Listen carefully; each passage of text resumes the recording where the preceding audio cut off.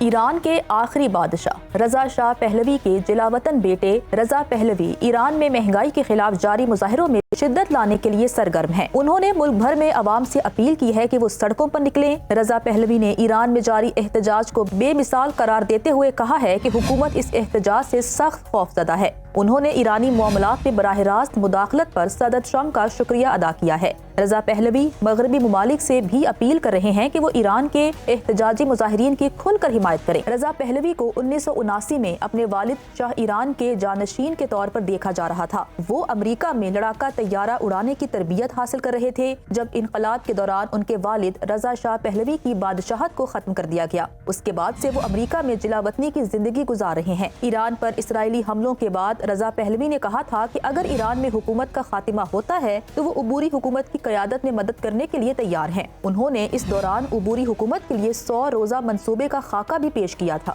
رضا پہلوی کا موقف ہے کہ وہ ایران کو آزادانہ انتخابات، قانون کی حکمرانی اور خواتین کے مساوی حقوق کے لیے رہنمائی کرنا چاہتے ہیں۔ ان کا یہ موقف رہا ہے کہ بادشاہت کی بحالی یا جمہوریت کے بارے میں حتمی فیصلہ ووٹرز پر چھوڑنا ہوگا۔ ایران کے سابق ولی عہد رضا پہلوی نے ایرانی عوام سے اسلامی حکومت کا تختہ الٹانے کی امید لگا لی ہے۔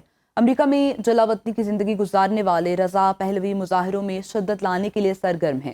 انہوں نے مغربی ممالک پر زور دیا ہے کہ وہ کھل کے مظاہرین کی حمایت کریں۔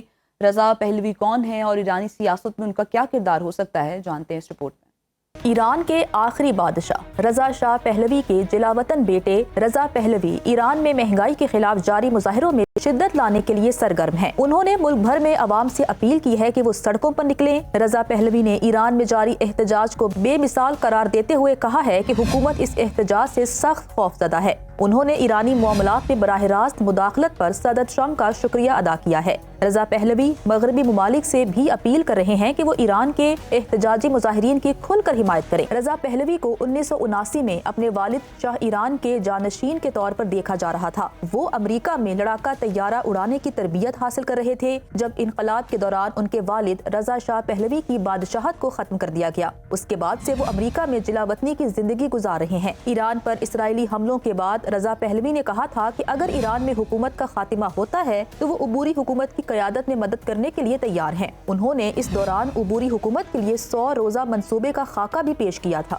رضا پہلوی کا موقف ہے کہ وہ ایران کو آزادانہ انتخابات، قانون کی حکمرانی اور خواتین کے مساوی حقوق کے لیے رہنمائی کرنا چاہتے ہیں۔ ان کا یہ موقف رہا ہے کہ بادشاہت کی بحالی یا جمہوریت کے بارے میں حتمی فیصلہ ووٹرز پر چھوڑنا ہوگا۔